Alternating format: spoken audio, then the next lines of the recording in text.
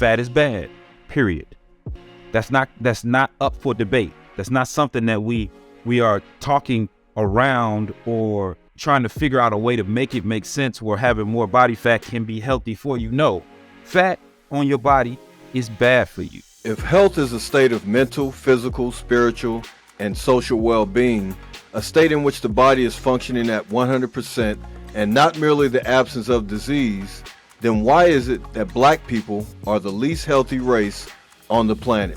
Welcome to Black Health by Evoke, a podcast where we discuss the unfair access to care, health inequality, and the cultural and generational impact of poor health in our communities. It's time for us to take responsibility for our own health. Meet Dr. E, Dr. T, and myself, Dr. V. We want black people to be encouraged and empowered, for our people are perishing for lack of knowledge. It's time for black health to thrive, not just survive. Hey, what's going on, fellas? How y'all doing?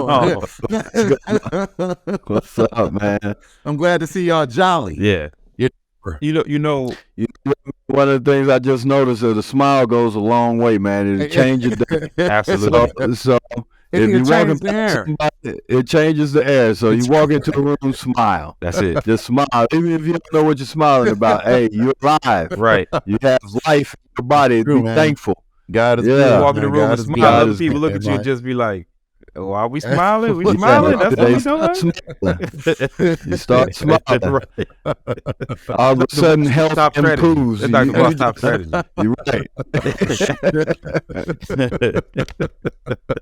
It's almost like you walking with people and somebody take off running. You just take off running. You don't. You see that? You don't even Let's know figure it why. out It's later. like I'll find. You know, they say it takes more muscles to frown than it does to smile. So that means, you know, you burn a lot less calories, but you know, you feel better. You have more energy, That's and you Right. have more vigor. yeah. That was you just you did know, like an algebra problem to make that make sense.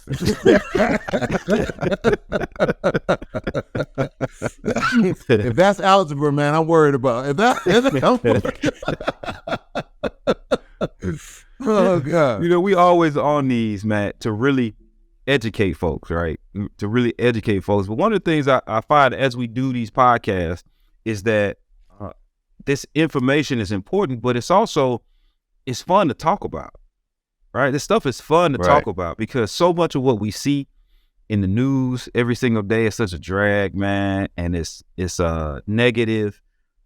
It's nice to be able to get on, you know, to do something that's putting out something that's supposed to help people, right? Putting out some positive information to make people's lives better, man. And a lot of times, because I never ever watch the news, and that's a rule. You know, that's something that I started a few years ago, and what I realized in not watching the news at all ever is that I don't miss it, and I ain't missing nothing. Because it's only one angle, right? It's only one angle when it comes to the news is negativity, and what we find is that so much information that we get is set up to be negative, right? It's set up to send us a negative message. It's set up to force us to move in a direction or to influence us.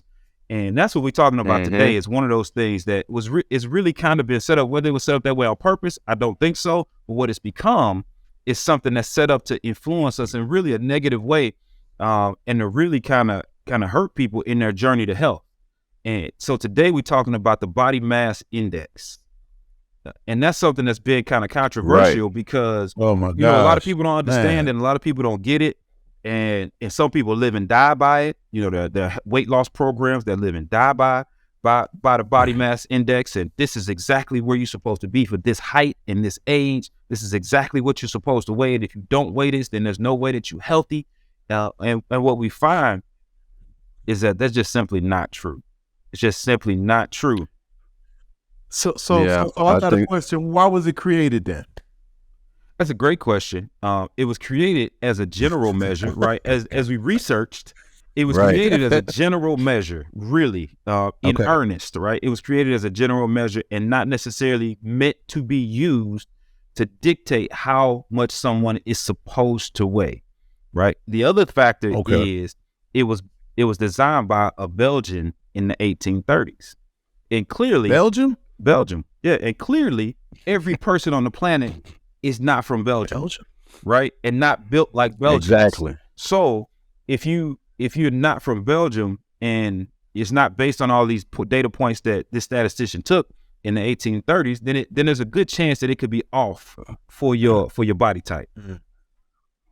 Yeah, I was just gonna say not just Belgians, but Belgians back in the 1800s. Oh, okay. You know, that's a big difference, man. Right. Before they made the deep fryer and the waffle maker. I mean, it was that before Before they started was serving that waffles. chicken and waffles. Right. Was that before chicken and Right. waffles? Yeah. I'm sure that was probably decades before the waffle came along. Exactly. Got it. And now you're making me think. I ain't gonna go there, but is that where the Belgian waffle, the idea came from? But anyway, you know, talking about this BMI, man, I agree, Dr. Everett. It's one of these health markers that the medical community uses to give information as it pertains to someone's health.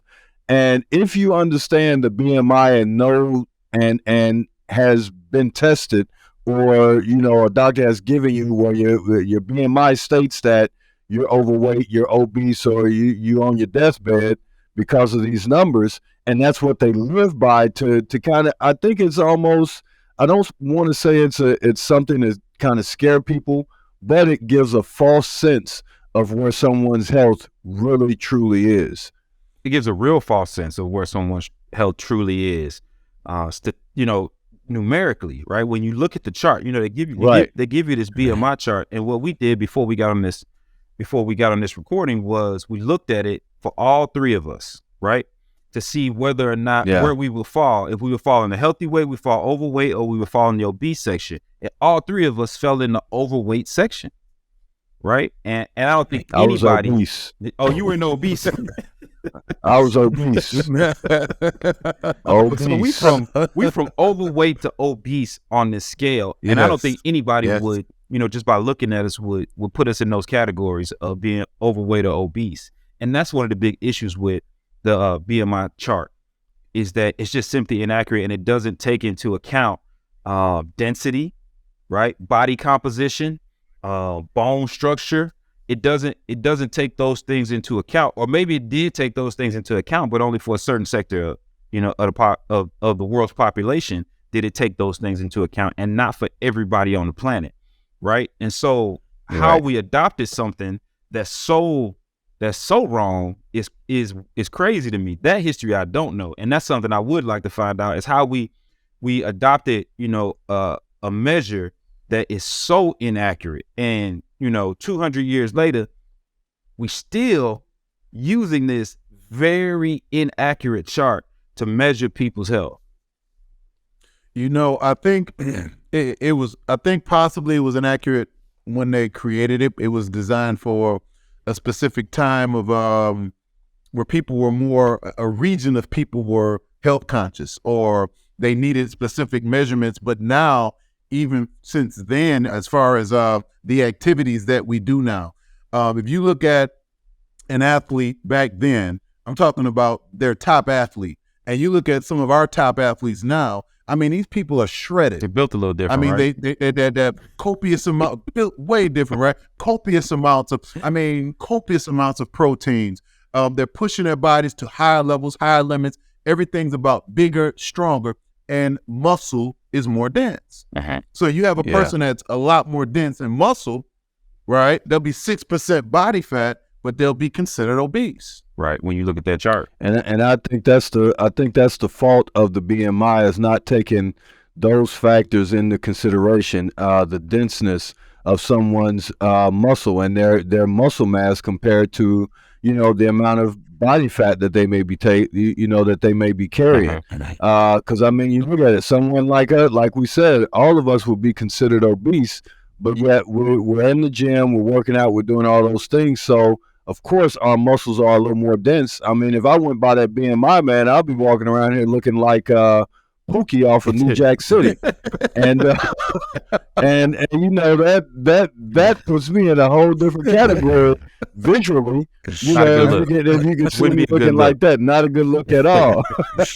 So you know, when it comes to the BMI thing, man, I really would hope that, you know, after listening to this, people would kind of question their doctors.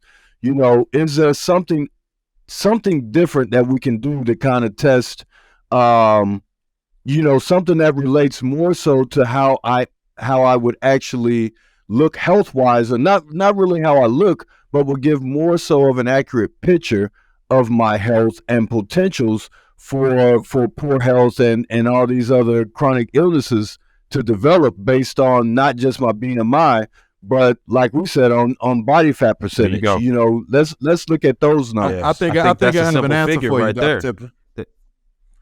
I think I have an answer for that one. You right got there. that?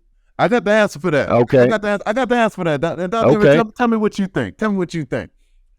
If we looked at a person's ability to function, whether the size, being able to get up, stand up, bend down, touch their toes, pick up the things, take care of themselves, fit into an airplane seat, all of these things, like all of these things, they matter. They matter a lot. And if we looked instead of a BMI, and what do you think, Dr. Everett?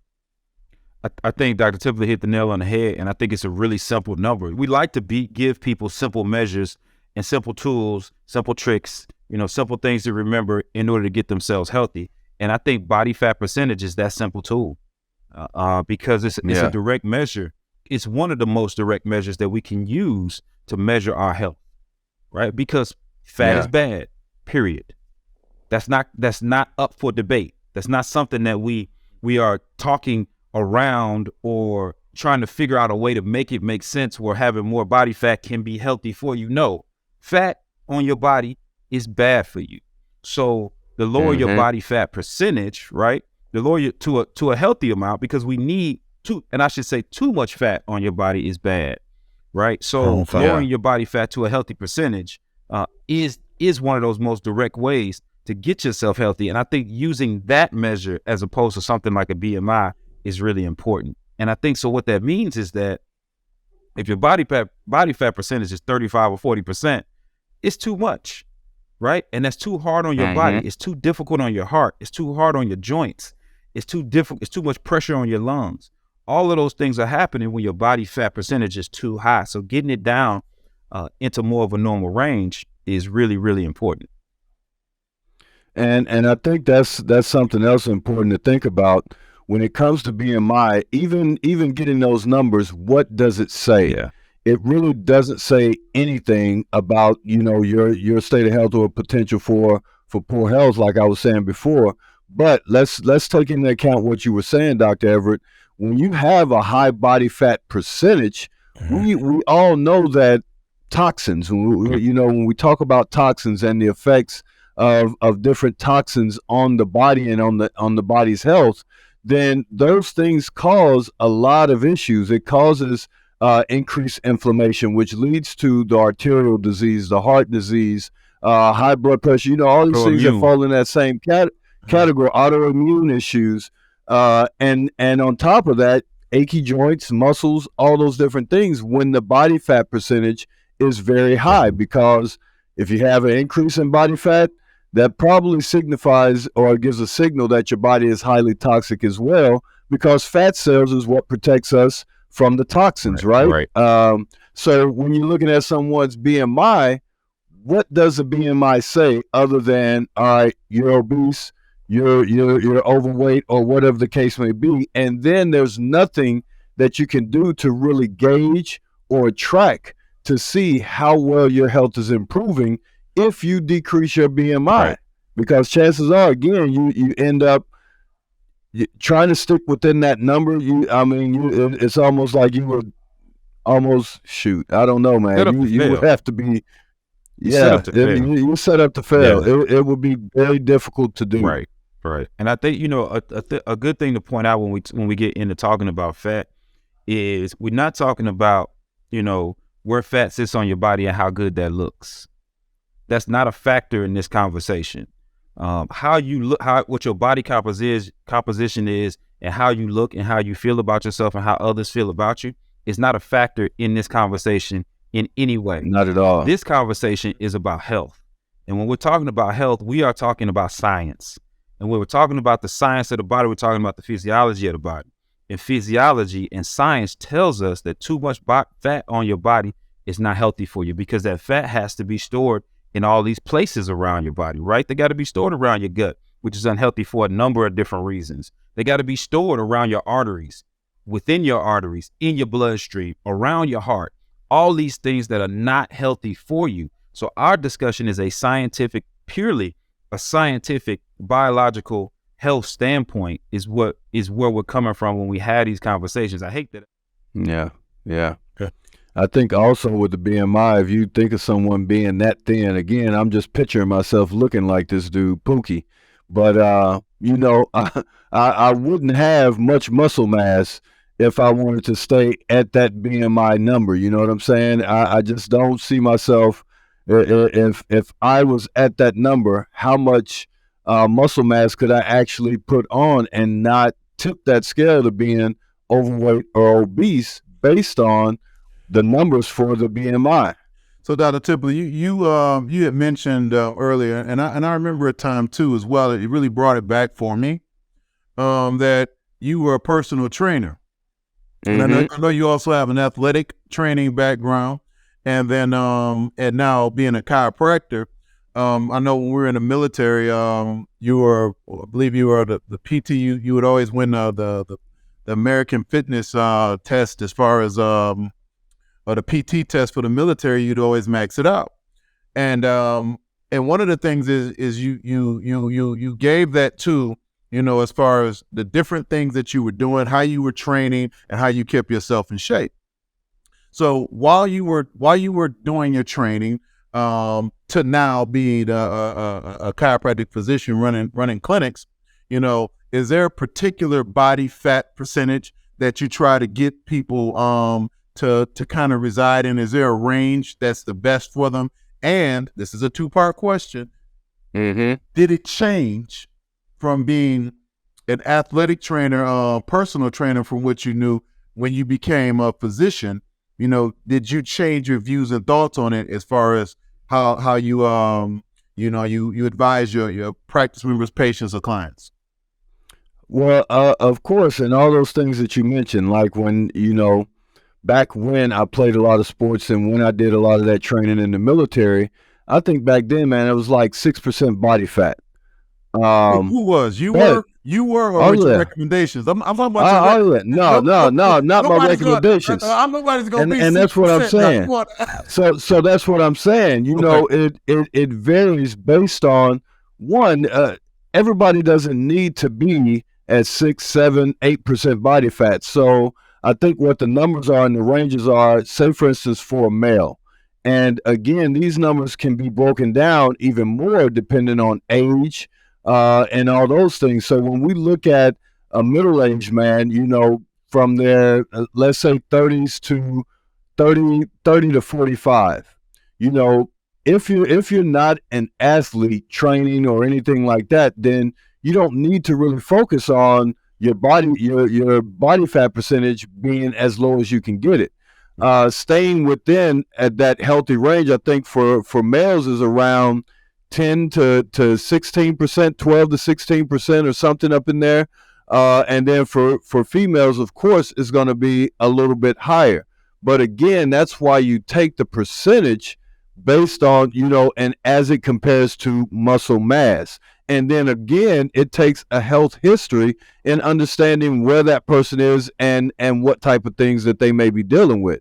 So someone that may come to me that has high blood pressure, diabetes, and all these things, you can pretty much we could probably agree that person's body fat percentage is going to be a little bit higher, greatly higher, possibly. And so when you're looking at people like that and I'm giving them advice, we need to cut the weight down, but we also need to incorporate things to help improve the health overall. Again, this is not just taking one issue that a person has, but it's looking at the person, the body as a whole, right? So when it comes to the body fat percentage, it's not that that we need to get them down into this range, which would be optimal.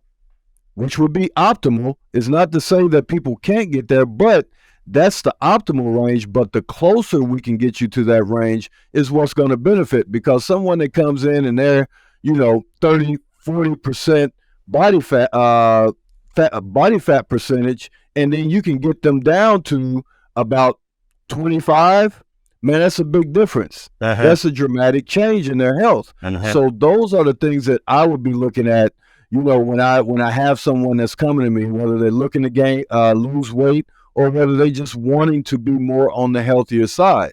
That's how you got to kind of judge those numbers. But I think sometimes in health, we can fail by trying to put people in this bracket, this is normal, and every person's body is not made the same. Everybody doesn't live in the same region. Everybody doesn't drink or eat the same quality quality of food and things of that nature. So there's a lot of things that you have to take into account, and to really help someone get on that road to better health and get them to a point to where they're not only feeling better, but the body is actually functioning better as well. And I wanted to speak to something that you said, just for our listeners out there. What Dr. Tipler did mention, he said, as far as being a female, that your body percentage of fat will be higher. And I want our female listeners to understand why that is. It's due to the fact of the hormones that are produced in your body. They a safe place for them is going to be in fat cells, to keep your body safe when you're producing an overabundance of them. And this is why around organs that produce hormones or have a lot of activity, they tend to have a lot larger fat, a lot of fat population around them to feed them and to protect them. So if just to protect you, a healthy body does have, fat in those areas as far as to protect you. And different people, like Dr. Tipler said, because, I just began to think about it. You said we have different sizes, right? Some breasts are bigger than others. Some thighs are bigger than others. Some different areas as far as that you do have these organs that do produce and need protection in specific areas. You're going to have more fat in those areas. And those are things that you want to take into consideration when you're looking at that percentage of fat. Yeah, most definitely. And then I think the other thing, we did a detox workshop just the other day in our practice, and when you speak with people that have been through different weight loss programs, they talk about, well, I went through this program and they were talking about my BMI, and my BMI was this and BMI was is that, and it goes back to what I was saying. If you're looking to lose weight, and the program that you're going to, one of the main numbers that they're keeping track of is the BMI, that may not, I probably wouldn't recommend or suggest a program of that nature. Because again, there's, like Dr. Everett started off saying in the beginning, it can't apply to everyone. And considering when the BMI, this was something that was done by a scientist. You said in the 1800s, Doc? In a totally different region of the world, and this is still something, the standard that a lot of medical physicians still use this day, a lot of weight loss clinics still use this day. I just kind of raise an eyebrow as to how can you use this to really determine or to really get people to fall into this category or these little small numbers that the BMI really represents. It's crazy, because you know what else they was doing in the 1830s? Using leeches to suck the disease out of your body. So exactly. So science has come a long way since the 1830s, and I think the BMI is one of those things that really needs to catch up. to modern day standards, and when it comes to health. And the thing, it really the easiest way to put it, man, is it's just kind of lazy, right? It's just kind of lazy to use this chart, right? Because it's something ready made for you to go by and to set your program up around and all of that stuff. It's really just kind of lazy and not putting a lot of thought into, or being thoughtful about the advice that you're giving people. And I think that's the problem that we see a lot in healthcare in general. It's just so much of the information. You know what's funny, Doc? Information. you know what I think about is, say for instance, someone like you, Dr. Everett, you go to a doctor and they take your height, your weight, and then they do the little calculations for the BMI, and they look at it. Oh, based on the BMI chart, you're overweight. But if I'm looking at you, and then if they look at you, it's like, right, okay, and it continues on. So there's no discussion after it. You know what I'm saying? So, yeah. Okay, the BMI says you're overweight, but I'm looking at you. Clearly, you look like you eat pretty healthy. You look like you work out on a regular basis. Okay. And so there's nothing after that. Yeah. Right. But then what they do for the next person. And then the next person comes in, and then you have to start again. Yeah. And that's the crazy part, right? That's the crazy part is, they're seeing all these people all day long, like you said, Doc, who don't match up to this chart, but they continue to use the chart. It's and lazy, it gives me nothing that I can tell you other than you don't look like you're overweight. Definitely. So definitely, just for our audience out there, we want to empower you with truly understanding that you're beautifully, magnificently, and wonderfully made, but you still want to make the right health choices and really be in 100% control of your health, and understanding that old technology oftentimes don't match up to modern day. So make sure that you're keeping a healthy diet. You're keeping your, like Dr. Everett said, your body fat percentage down, all right, so that you can maintain the healthiest you in 2023. Amen to that. Amen to that. Thank you guys again for listening to the Black Health by Evoke podcast. Remember to like, share, and subscribe. Share it with your friends and family members so that they can be armed with the information that's going to help them so much, and we love you all. Thank you for listening to Black Health by Evoke. He who has health has hope, and he who has hope has everything. You can find us at www.evokingblackhealth.com or all social media platforms at Evoking Black Health.